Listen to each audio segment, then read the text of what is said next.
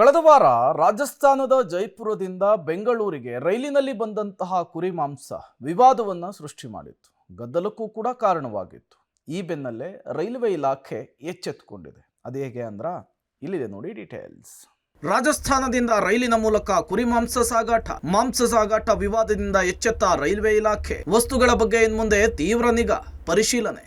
ರಾಜಸ್ಥಾನದ ಜೈಪುರದಿಂದ ಬೆಂಗಳೂರಿಗೆ ರೈಲಿನಲ್ಲಿ ತರಿಸಿದ ಕುರಿ ಮಾಂಸ ವಿವಾದದಿಂದ ರೈಲ್ವೆ ಇಲಾಖೆ ಎಚ್ಚೆತ್ತುಕೊಂಡಿದೆ. ಇನ್ಮುಂದೆ ಯಾವುದೇ ಗೂಡ್ಸು ಇತರೆ ರೈಲುಗಳಲ್ಲಿ ವಸ್ತುಗಳು ಸಾಗಾಟ ಮಾಡುವ ವೇಳೆ ಪಾರ್ಸಲಿಂಗ್ ಆಫೀಸ್ಗಳಲ್ಲಿ ಬಿಗಿಯಾದ ತಪಾಸಣೆ ಮಾಡಿ ತೀವ್ರ ನಿಗಾ ವಹಿಸುವಂತೆ ಕೇಂದ್ರ ರೈಲ್ವೆ ಖಾತೆಯ ರಾಜ್ಯ ಸಚಿವ ವಿ ಸೋಮಣ್ಣ ನೈಋತ್ಯ ರೈಲ್ವೆ ಬೆಂಗಳೂರು ವಿಭಾಗದ ಅಧಿಕಾರಿಗಳಿಗೆ ಎಚ್ಚರಿಕೆ ಕೊಟ್ಟಿದ್ದಾರೆ.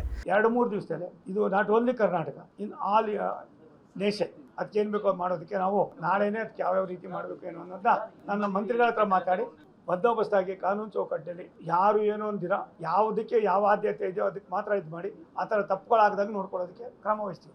ಮಾಂಸ ಮಾತ್ರವಲ್ಲದೆ ಬೇರೆ ಯಾವುದೇ ವಸ್ತುಗಳನ್ನು ಸಾಗಾಟ ಮಾಡಿದ್ರು ಬೇರೆ ರಸೀದಿಗಳನ್ನು ಪಡೆದು ಅಕ್ರಮ ಮಾಡಲಾಗ್ತಿತ್ತು. ಬಾಕ್ಸ್ಗಳಲ್ಲಿ ಕಳುಹಿಸಿದಂತಹ ಪಾರ್ಸೆಲ್ ಅನ್ನು ಪರಿಶೀಲಿಸದೆ ಸಾಗಾಟಕ್ಕೆ ಅನುವು ಕೊಡ್ತಾ ಇದ್ದ RPF ಟೀಮ್ ರೈಲ್ವೆ ಅಧಿಕಾರಿಗಳ ನಿರ್ಲಕ್ಷ್ಯ ಮೇಲ್ನೋಟಕ್ಕೆ ಸಾಬೀತಾಗಿದೆ. ಕೇಂದ್ರ ರೈಲ್ವೆ ಸಚಿವರ ಜೊತೆಗೆ ಅಕ್ರಮ ತಡೆಗೆ ಸಂಬಂಧಪಟ್ಟಂತೆ ವಿ ಸೋಮಣ್ಣ ಚರ್ಚಿಸಿ ಯಾವುದಕ್ಕೆ ಏನು ಆದ್ಯತೆ ಕೊಡಬೇಕು ಅದನ್ನು ಮಾಡಿ ತಪ್ಪುಗಳು ಆಗದೇ ಇರುವ ರೀತಿಯಲ್ಲಿ ದೇಶದ ಆಯಾ ರೈಲ್ವೆ ವಿಭಾಗದ ಅಧಿಕಾರಿಗಳಿಗೆ ಕ್ರಮಕ್ಕೆ ಸೂಚನೆ ಕೊಟ್ಟಿದ್ದಾರೆ.